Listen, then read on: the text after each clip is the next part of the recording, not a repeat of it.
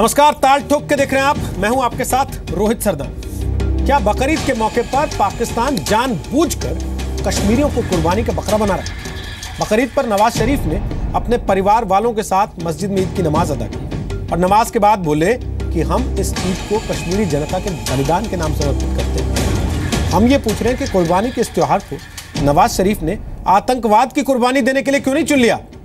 शरीफ ने पाकिस्तान की जमीन पर चल रहे दहशत के कारखानों को कुर्बानी के लिए क्यों नहीं चुन लिया? उन्होंने अपने देश में खुलेआम घूम रहे आतंकवादियों को कुर्बानी के लिए क्यों नहीं चुन लिया?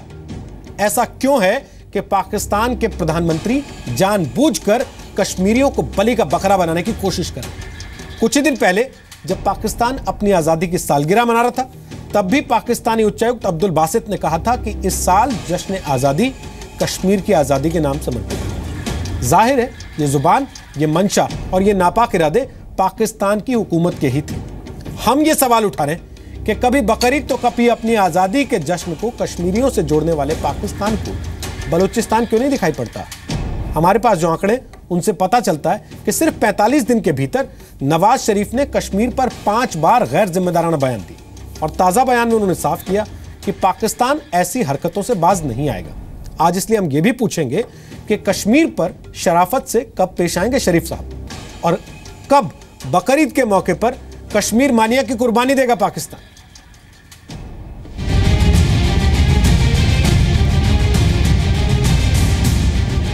जरा सुनिए क्या कहते हैं नवाज शरीफ। हम कश्मीरियों के बलिदान को नजरअंदाज नहीं कर सकते। कश्मीरियों को उनके बलिदान का फल मिलेगा।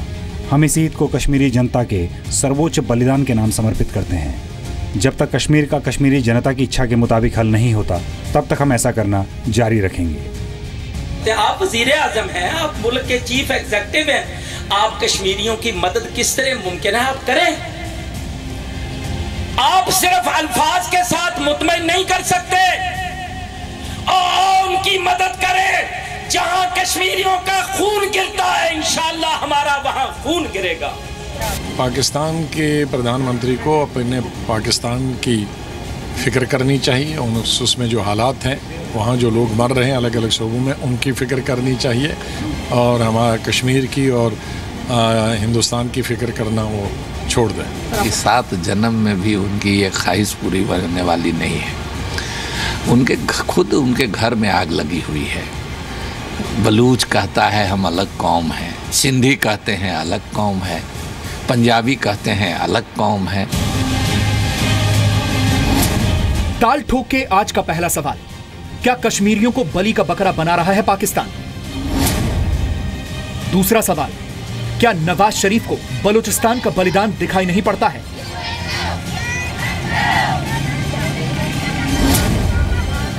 तीसरा सवाल, बकरीद पर आतंक और दहशत की कुर्बानी क्यों नहीं देता है पाकिस्तान? चौथा सवाल, कश्मीर को लेकर शराफत से कब पेश आएंगे नवाज शरीफ? और ताल ठोक के आज का 5वां सवाल, कश्मीर मैनिया की कुर्बानी कब देगा पाकिस्तान?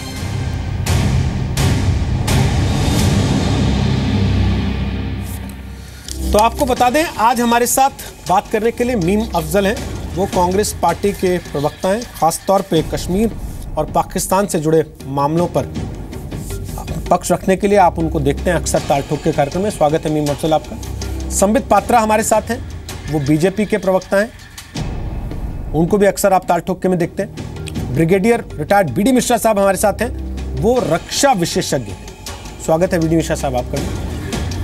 लाहौर पाकिस्तान से स्काइप के जरिए पत्रकार मेहर तारड़ हमारे साथ इस वक्त मौजूद हैं और हम्माल हैदर हमारे साथ हैं लंदन से, वो भी स्काइप के जरिए हैं। वो हैं प्रवक्ता बलोच नेशनल मूवमेंट के। आप हम्माल हैदर, मैं सबसे पहले आप ही से पूछना चाहता हूं, आए दिन जब पाकिस्तान के प्रधानमंत्री कश्मीर को लेके, कश्मीरियों को लेके ऐसी बड़ी बड़ी बातें करने की कोशिश करते हैं, आप लोगों को कैसा लगता है जो दुनिया भर से उनके कान तक अपनी आवाज पहुंचाने की कोशिश कर रहे हैं और वो हर बार ऐसे बिहेव करते हैं जैसे ना उनको कुछ दिखाई देता ना कुछ सुनाई देता? जी देखें, पाकिस्तान कश्मीर में हुकूक की बात करता है, वहाँ के लोगों की राइट्स की बात करता है, लेकिन पाकिस्तान की जो फ़ौज है, पाकिस्तान की जो पार्लियामेंट है और उसके जो वज़ीर आज़म है बलूचिस्तान के अंदर ज़्यादती को जानबूझकर छुपाने की कोशिश कर रहे हैं। बलूचिस्तान में हालत कश्मीर और फ़लस्तीन से कहीं ज़्यादा बदतर हैं। वहाँ के लोगों को रोज़ाना की बुनियाद पर अगवा किया जाता है, मारा जाता है।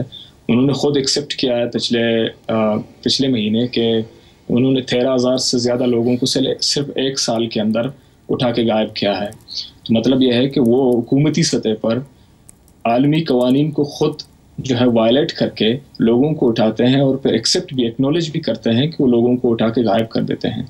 तो मैं समझता हूँ कि ये स्टेट टेररिज्म है और इसमें रियासती टेररिज्म और दहशतगर्दी वाज़े तौर पर है। और मैं आपको बताऊँ कि कल के दिन जो है हमारे ख़वातीन को पहले अगवा किया गया, जब रिएक्शन हुई तो उनको छोड़ दिया गया। तो ये छोटा सा एक बच्चा जिसकी तस्वीर मैं आपको दिखा रहा हूँ, ये बच्चा जो है अपनी माँ के साथ और एक और अपनी छोटी सी बहन के साथ पिछले 7 दिनों से सीज के अंदर था। फौज और पुलिस ने उस घर का घेराव किया हुआ, क्योंकि इस बच्चे के वालिद साहब का बलूच कौमी तहरीक से कोई रिश्ता है, कनेक्शन है। तो उसको दबाने के लिए मासूम बच्चों को और उन मासूम माओं को, हमारी औरतों को वो घेरे में लेते हैं और इंसानी हुकूक की धज्जियाँ उड़ाते हैं। तो मसला यह है कि बलूचिस्तान चूँकि वहाँ मीडिया नहीं है, मीडिया ब्लैकआउट है, वहाँ जो है आलमी इदारों को जाके ऑब्जर्व करने के लिए इजाज़त नहीं दिया जाता, तो दुनिया को पता नहीं। लेकिन मैं आपको बताऊँ कि पाकिस्तान जो है बलूचिस्तान के अंदर बहुत ज़्यादा ज़्यादती कर रही है और वो जो है मैं कहता हूँ कि verse then Palestine and Kashmir. जो कश्मीर में जो ड्रामा रचा रहे हैं कि भाई हम कर रहे हैं, जो हमदर्दी दिखाने की कोशिश कर रहे हैं, वो तो सिर्फ अपनी जो है टेररिज्म को छुपाने के लिए कर रहे हैं कि देखें हम भी इंसानी हुकूक की कदर करते हैं। मेहर तारण, पाकिस्तान के प्रधानमंत्री को कोई समझाता नहीं ये बात कि आप पहले घर का अपना छुपा लीजिए, धो लीजिए, उसके बाद कहीं और बात कीजिए। ईद मुबारक टू ऑल ऑफ यू। सबसे पहले तो आपको भी, आप और आपके पैनलिस्ट और आपकी audience, everybody needs to understand I don't represent Pakistan government. So मुझे पाकिस्तान गवर्नमेंट का स्पोक्स पर्सन समझ के किसी किस्म की ना प्लीज़ मेरे ऊपर चीखिएगा और ना मेरे ऊपर इंसल्टिंग चीजें फेंकिएगा जो आप लोगों के पैनल्स पे नॉर्मली होता है पाकिस्तान में। मैं आपको एक चीज पहले क्लियर कर देता हूं। Understand that I am here as a journalist and I am here as a concern citizen. मैं एक बात मैं आपको बता रहा हूं इससे पहले कि आप अपनी बात रखें। मैं और हमारे सारे पैनलिस्ट और हमारे सारे दर्शक इस बात को बखूबी जानते हैं कि आप पाकिस्तान की एक आज़ाद आवाज़ है और सेंसिबल बात करें, इसीलिए हमने आपको बुलाया, चीखना चिल्लाना ना हो, इसीलिए हमने आपको बुलाया। Thank you. लोग आप लोग जो एक तो ये कि बलूचिस्तान और कश्मीर के बारे में मैंने बहुत दफ़ा इकट्ठी बात की and I have got a lot of criticism from both sides, even from Kashmiris कि आप इन दोनों चीज़ों को इक्वेट क्यों करती हैं। हैविंग सेड दैट, पाकिस्तान में बलूचिस्तान में हमेशा से जो कुछ हो रहा है उनकी भी उसी तरह की फ्रीडम मूवमेंट है जो कि जो एक सर्टन हद तक कश्मीर में हमेशा से चलती आ रही है। उसको पाकिस्तान गवर्नमेंट ने किस तरह हैंडल किया है, it is not a secret, और उसके बारे में हम सारे बोलते हैं, लिखते हैं और हमेशा उसके बारे में उसको कंडेम करेंगे, क्योंकि कोई सही बात करता है या गलत करता है, पाकिस्तान का झंडे को डेनिग्रेट करता है या वहाँ पे किसी पाकिस्तानी फौजी पे हमला करता है या किसी भी ऐसी चीज़ को अटैक करता है, so that it affects the state of Pakistan, thinking कि वो पाकिस्तानी नहीं है। ऑफ कोर्स उसको हैंडल करने का आई डोंट थिंक वायलेंस तरीका है, ना पाकिस्तान में ना किसी और जगह पे। This is what I believe as a citizen of Pakistan. I believe कि Balochistan has always been handled very badly, और उस सारी बैड हैंडलिंग के साथ Balochistan has always remained an impoverished province, which is a very very sad thing, and we write about it all the time. As a citizen of Pakistan, I can't do more than what I do, और इससे ज़्यादा मेरी capacity नहीं है करने की। मैं लिख सकती हूँ, वो मैं लिखती हूँ। As far as Kashmir is concerned, इसको आप लोग इसको पता नहीं इतना सीरियसली क्यों ले रहे हैं इस बात को, क्योंकि Pakistan has always shown some kind of solidarity vis-a-vis Kashmir. This is the only way you should look at it. Pakistan और इंडिया ने कभी भी ये नहीं कहा कि पाकिस्तान के साथ कश्मीर को कभी ना कभी डिस्कस नहीं करेंगे या इस मसले का हल नहीं निकालेंगे। मुशर्रफ के ज़माने से, वाजपेयी साहब के ज़माने से, इवन अभी भी सुषमा स्वराज साहिबा सब ने यही कहा है कि हम डायलॉग करेंगे, टेररिज्म के बारे में बात करेंगे, then will talk about all the other outstanding issues. and Kashmir is one of those outstanding issues. So I would say to you, as a well wisher of India कि इस बात को इतना सीरियसली लेने की जरूरत नहीं है. Pakistan shows solidarity, and as long as it's simply diplomatic solidarity, I don't think there's any harm in that. Pakistan को किसी भी armed struggle का कश्मीर में कभी भी साथ नहीं देना चाहिए. This is what I say categorically. This is what I say through my newspaper, and this is what I'm saying to you on your television. This is what I would say to any Pakistani politician I would ever meet. And that's it. लेकिन एक बात है ना, meme Afzal साहब वो कह रहे हैं कि पाकिस्तान कश्मीरियों के साथ हमेशा सॉलिडेरिटी दिखाता है. वो इस बात की भी तस्दीक कर रही है कि हिंदुस्तान ने हमेशा कहा कि हम कश्मीर पे बात करने को तैयार हैं, बात करना चाहते हैं, डायलॉग होना चाहिए. लेकिन डायलॉग और बंदूक, बातचीत और बंदूक साथ साथ कैसे चलेगी? और दूसरी बात, ये किस तरह की सॉलिडेरिटी है कि आप कश्मीरियों को बकरीद पे बलि का बकरा बता देते हैं? ये सॉलिडेरिटी है क्या, या मजाक उड़ा रहे हैं आप उनका? देखिए, मैं महर तरार से नहीं कह रहा हूँ. जाहिर है कि आपने खुद कहा कि वो एक आज़ाद आवाज़ है. हम लोग उनको बहुत ही रेस्पेक्ट की नज़र से देखते हैं. उनके अपने व्यूज़ हैं, वो पाकिस्तान की सरकार से भी लड़ने का काम करती हैं, लिखती हैं बहुत अच्छा. तो इसलिए मैं उनसे नहीं कह रहा हूँ. चूँकि आपने डिस्कशन रखा है तो मेरा उसमें सीधा सीधा व्यू है कि कश्मीर के ताल्लुक़ से आज जो वज़ीर आज़म पाकिस्तान ने कहा है, मेरे ख्याल में वो बिल्कुल गैर मुनासिब है. इससे पहले 14 अगस्त को उनके फॉरेन मिनिस्टर यानी एडवाइज़र जो हैं, उन्होंने भी ये बात कही थी कि अपनी आज़ादी का आज का दिन जो है वो कश्मीर के नाम करते हैं. मेरा ख्याल ये है कि अपने दिनों को कश्मीर के नाम करने की बजाय अगर वो पीए को कश्मीर को हमारे नाम कर दें तो ज़्यादा अच्छा है. इससे सारा मसला ही ख़त्म हो जाएगा. और हम लोग जो चाहते हैं और कहते हैं, मेरा ख्याल है उस पर मुझे कोई एतराज़ नहीं. बात सही कह रही है महर तरार कि हमने हमेशा कहा है कश्मीर पर.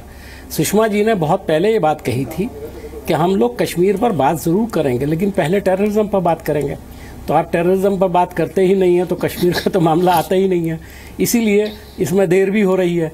और उसके साथ साथ जो आपका एक रवैया है, जारहाना रवैया, जैसे उर्दू में जारहाना रवैया कहते हैं जिसको, उससे जाहिर है कि माहौल ख़राब हो रहा है, कोई अच्छा नहीं बन रहा है माहौल. हमारी तरफ से प्रधानमंत्री ने बहुत कोशिश की. प्रधानमंत्री नवाज शरीफ साहब को अपनी सेरेमनी में बुलाया जब वो ओथ ले रहे थे. उसके बाद उन्होंने और भी कुछ जेस्चर दिखाया, यहाँ तक के बहुत ज़्यादा उनका क्रिटिसिज्म हमने किया है. इसी चैनल पर बैठ के हमने उनको बहुत क्रिटिसाइज़ किया है कि वो लाहौर चले गए बगैर किसी प्रोग्राम के. लेकिन उन्होंने ये जेस्चर दिया था तो पाकिस्तान को एक पॉजिटिव रवैया उसके लिए अपनाना चाहिए था. लेकिन उसके फ़ौरन बाद पठानकोट हो जाता है. उसके फ़ौरन जब भी कोई हमारे प्राइम मिनिस्टर किसी भी तरह से कोई ऐसा जेस्चर शो करते हैं तो वहाँ से कोई ना कोई ऐसा वाक़या पेश आता है जिसके नतीजे में जो कुछ किया होता है उस पर पानी फिर जाता है. मैं समझता हूँ कि पाकिस्तान को समझना चाहिए. दूसरी बात ये, आप सॉलिडेरिटी की बात कर रहे हैं कश्मीर की, मुझे बहुत खुशी है आपको सॉलिडेरिटी करनी है, लेकिन बेहतर ये होगा कि आप महाजरीन के साथ सॉलिडेरिटी करें. आज 70 साल के बाद भी जो लोग यहाँ से गए थे, कराची के अंदर रहते हैं, हैदराबाद के अंदर रहते हैं, दूसरे कुछ इलाकों में रहते हैं, वो आज तक महाजिर कहलाते हैं. उन्हें तो पाकिस्तानी हो जाना चाहिए था, लेकिन वो आज तक पाकिस्तानी नहीं हुए. पाकिस्तान के उन इलाकों से जो हमारे भाई वहाँ से यहाँ आए थे हिंदुस्तान, उनको हमने सुना है अपने बचपन में उनको शरणार्थी कहा जाता था. आज हमें ढूंढने से कोई दिल्ली के अंदर या हिंदुस्तान के अंदर कोई शरणार्थी नहीं मिलता, वो सारे हिंदुस्तानी हो गए. तो आपके सिस्टम में ऐसी क्या कमी है कि जो लोग अपना सब कुछ लुटा करके आपके यहाँ चले गए, पाकिस्तान को उन्होंने अपना मुकद्दर मान लिया, वो अभी तक पाकिस्तानी नहीं हुए? आप तो ओरिजिनल पाकिस्तानी थे. जो ओरिजिनल पाकिस्तानी थे उन्होंने इन लोगों को क्यों अब तक पाकिस्तानी नहीं बनाया? जिन्होंने अपनी कुर्बानियां दी, अपने फैमिलियां खोई, जिनके लोग मारे गए, और ऐसे ही उधर से जो लोग आए थे उनके भी लोग मारे गए, उन्होंने भी बेचारों ने कुर्बानियां दी. लेकिन हमने उनको गले से लगाया, उनको पूरी मराद दी, उनको पूरा हिस्सा दिया, और आज वो हिंदुस्तान में एक आज़ाद और एक बराबर के शहरी की हैसियत से रह रहे हैं. तो मैं ये कहना चाहता हूँ कि पाकिस्तान को जो दिलचस्पी सॉलिडेरिटी कश्मीर के साथ दिखानी है वो वहाँ भी दिखाएं, बलूचिस्तान में भी दिखाएं. अब बलूचिस्तान से जिस किस्म की रिपोर्ट आ रही है, पाकिस्तान को यकीनन तकलीफ है कि हमारे प्राइम मिनिस्टर ने बलूचिस्तान का नाम ले दिया. तकलीफ होनी भी चाहिए, और ऐसे मामलात में होती है, डिप्लोमेसी का तकाजा है. लेकिन कभी ना कभी तो आपको गिरबान में डाल करके मुंह देखना चाहिए कि पाकिस्तान में हो क्या रहा है, और ये पाकिस्तान किस लिए बना था? इस्लाम के नाम पर बना था. और आज पूरी दुनिया के लोग और मुसलमान 1000 उलमा ने फतवा दिया है कि टेररिज्म का इस्लाम से कोई ताल्लुक नहीं है, ये इस्लाम का दुश्मन है टेररिज्म। ये जो इंतहा पसंद आपके यहाँ टेलीविजन पर तकरीरें करते हैं, अभी हाफिज सईद साहब को दिखाया आपने, जो फरमा रहे थे और प्राइम मिनिस्टर को चैलेंज कर रहे थे कि कुछ करके दिखाओ। ठीक, अरे भाई आप भड़का रहे हो जंग करने के लिए, आपको पता है जंग के नताइज क्या होते हैं? मैं तो समझता हूँ तरार साहिबा अच्छी तरह जानती हैं, जाहिर है वो जंग के खिलाफ हैं, हम भी यहाँ जंग के खिलाफ हैं, हम नहीं चाहते कि किसी भी तरह से हिंदुस्तान और पाकिस्तान के दरमियान में जंग हो। लेकिन जिस तरह के प्रोवोकेटिव बयानात ये हाफिज सईद साहब और उनके जो कबील के लोग हैं जिस तरह से वो दे रहे हैं, उसका नतीजा क्या होने वाला है? आप लोग खुद उनके हाथों में यरगमाल बने हुए हैं, आपकी सरकार। ऐसा लगता है कि हाफिज सईद और इस तरह के लोग जो हैं उन्होंने पूरी पाकिस्तान की सरकार को यरगमाल बना रखा। ठीक ठीक ठीक, यरगमाल का मतलब है कैप्टिव। ठीक, और आपने कैप्टिव बना करके और उनको आपने पूरी आजादी दे रखी है। उनके साथ 200 300 लोग सिक्योरिटी लेकर के घूमते हैं। अरे आम लोगों में जाइए, हम देखें तुम्हें कितनी सिक्योरिटी है। पाकिस्तान के लोग नहीं चाहते हिंदुस्तान के साथ जंग, और हिंदुस्तान के लोग भी पाकिस्तान से जंग नहीं चाहते। मेहर आपकी बात का जवाब देना चाहती है। मेहर आप दीजिए, फिर मैं संबित पात्रा आपके पास आ रहा हूँ और मिश्रा जी के पास। बोलिए मेहर। हाँ, जस्ट एक छोटी सी बात है महाजिर्स के बारे में जो कह रहे हैं, you need to understand that they are the ones जो इस टैग को छोड़ने के लिए तैयार नहीं है। हम इस पे भी बहुत ज़्यादा बोल चुके हैं। महाजिर कौमी मूवमेंट जो सबसे बड़ी उनकी पार्टी है, वो 1980 से जब से वो आए हैं एग्जिस्टेंस में, they've always been in power in Karachi and Hyderabad. इस वक्त भी कराची में इतने ज़्यादा बुरे हालात होने के बावजूद MQM जो कराची के मेयर हैं वो भी MQM के हैं। जिस तरह बलूचिस्तान की आप बात करते हो, ये जो सारे ट्राइब्स जिनका कोई ना कोई एग्जाइल में है, who are fighting for independence from Pakistan, उनके कोई ना कोई फैमिली मेंबर प्रीवियस या प्रेजेंट गवर्नमेंट में प्रोविंशियल या फेडरल गवर्नमेंट का हिस्सा रहे हैं, starting from Nawab Akbar Bugti. So it's kind of ये इनकरेक्ट है सर टू से कि इनको हमेशा से साइडलाइन किया गया है। महाजिर्स के साथ ऑफ कोर्स आपको पता है डिस्क्रिमिनेशन हमारी पता नहीं सब कॉन्टिनेंट की मिट्टी में हम लोगों के अंदर है। We are mean to certain people, और बिल्कुल नहीं होना चाहिए। मैं उसको बिल्कुल नहीं कह रही कि कोई किसी के साथ ज्यादती नहीं हुई, लेकिन महाजिर टैग उन्होंने खुद अपनी मर्जी से अपने साथ लगाया। Nobody has given it to them. कि आप ये हम तो बहुत ज्यादा लिख भी चुके हैं, मैंने तो एडिटोरियल्स लिखे इस टॉपिक पे। तो हटा चुके बहुत अरसा पहले महाजर को उन्होंने मुत्तहिदा कर दिया आप लोगों के एतराज की वजह से। अब वो मुत्तहिदा कौमी मूवमेंट है, महाजर कौमी मूवमेंट नहीं है। सर सवाल आज का पता है कि किन्होंने ऑर्गेनाइजेशन बनवाई थी? सवाल आज का ये है, मिलिट्री डिक्टेटर थे। मेहर और नीम साहब, सवाल आज का ये है, मैं संबित पात्रा को ला रहा हूँ डिस्कशन में। और उन्होंने कभी अलहदा महाजिरिस्तान बनाने की बात नहीं की है। ठीक है सर, ठीक है। वो लोग पाकिस्तान के साथ रहना चाहते हैं, लेकिन इंसाफ चाहते हैं। हाँ, लेकिन जो लोग पाकिस्तान के साथ भी नहीं रहना चाहते, संबित पात्रा, जो लोग पाकिस्तान के साथ भी नहीं रहना चाहते, उन लोगों के साथ पाकिस्तान क्या कर रहा है और उस पर पर्दा डालने के लिए बार बार जो कश्मीर का नारा लगाता है, उसका कोई इलाज तो होगा संबित पात्रा?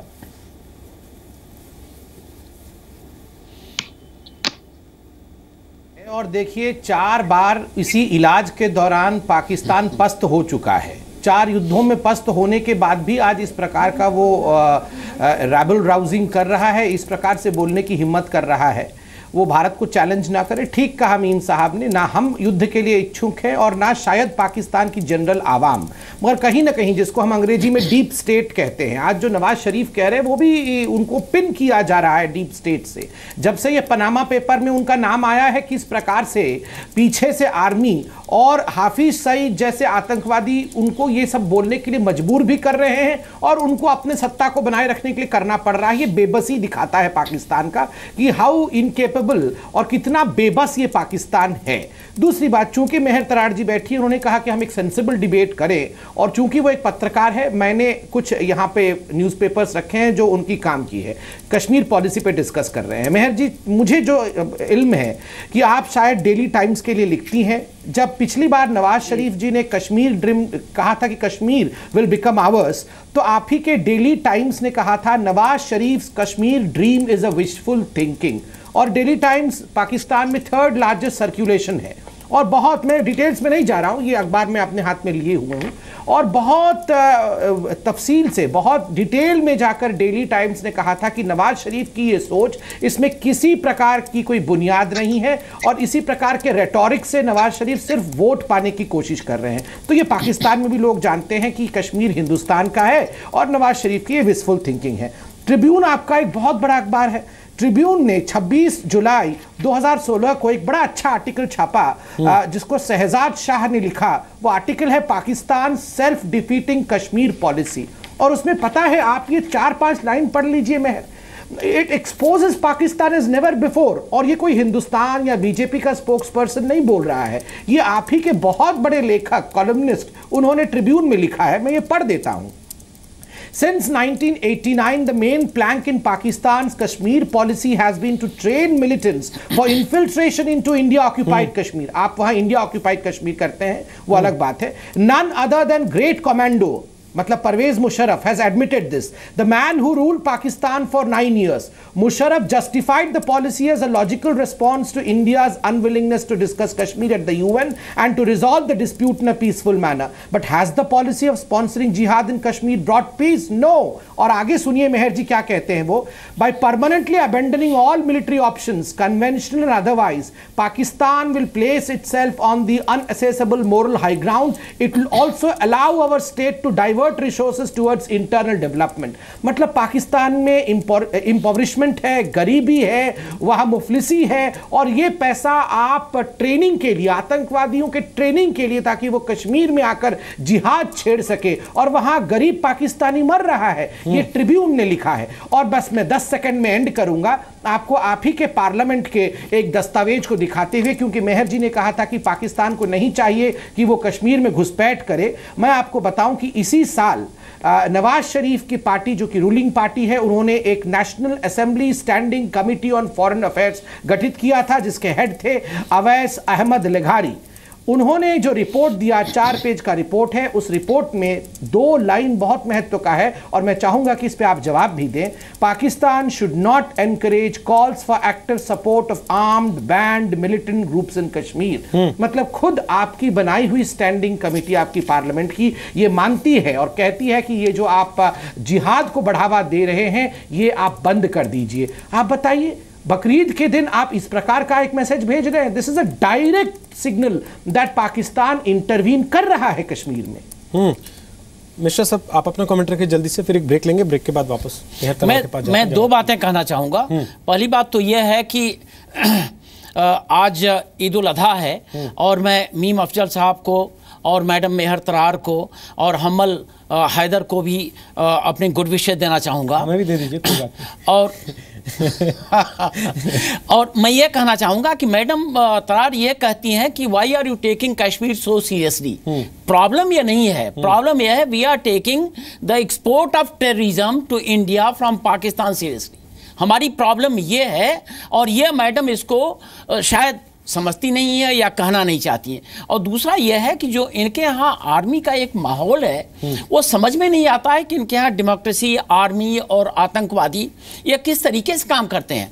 अभी हमको मैंने टेलीविज़न पर देखा, एक पाकिस्तान के टेलीविज़न पर एक सज्जन कह रहे थे, आर्मी के ही थे, कि जो सऊदी अरेबिया के क्राउन प्रिंस हैं, उनको बुलाया नवाज शरीफ साहब ने, और ये कहा कि जनरल राहिल शरीफ से कहिए कि वो एक्सटेंशन ले लें और उनको हम फील्ड मार्शल भी बना देंगे. तो ये एक तरफ यह हो रहा है कि वो कह रहे हैं कि भाई कश्मीर, ये जो इनका बलिदान है हम नहीं भूलेंगे. दूसरी तरफ ये राहिल शरीफ साहब को कहते हैं आप फील्ड मार्शल हो जाओ. और तीसरी तरफ इनके जितने आतंकवादी लीडर हैं, ये इनसे ये कहते हैं कि तुम कर क्या रहे हो, तुम एटम बम क्यों नहीं मारते हो इंडिया पर. ये जब चीज़ें हो रही हैं तो मेरे समझ में नहीं आता है कि कैसे कोई ये कह सकता है कि अब कश्मीर को आप सीरियसली क्यों नहीं ले रहे हो. और दूसरी बात यह है कि बलूचिस्तान और पीओके, अगर ये आज के दिन इतना मुकद्दस दिन है, अगर इसका बलिदान दे दें, बलूचिस्तान में ये आतंकवाद खत्म कर दें, उनको मारना खत्म कर दें, और पीओके को हैंड ओवर कर दें, क्योंकि वहाँ की जनता आना चाहती है इंडिया में, तो मैं समझता हूँ कि इनका ये बड़ा अच्छा एक जेस्चर होगा, और ईद उल अधा का ये सबसे अच्छा इनका परफॉर्मेंस होगा. मैं वापस आऊँगा इसी सवाल को लेकर जो आप उठा रहे हैं और जो मैं शुरू से उठा रहा हूँ, वो ये कि अगर नवाज शरीफ को कुर्बानी देने का इतना मन था, तो कश्मीरियों की कुर्बानी क्यों दे रहे हैं भाई ईद के दिन? वो कुर्बानी देना चाहते हैं उन आतंकवादियों की दें जो कश्मीर के रास्ते सरहद पार करके भारत में कत्लेआम मचाने आते हैं.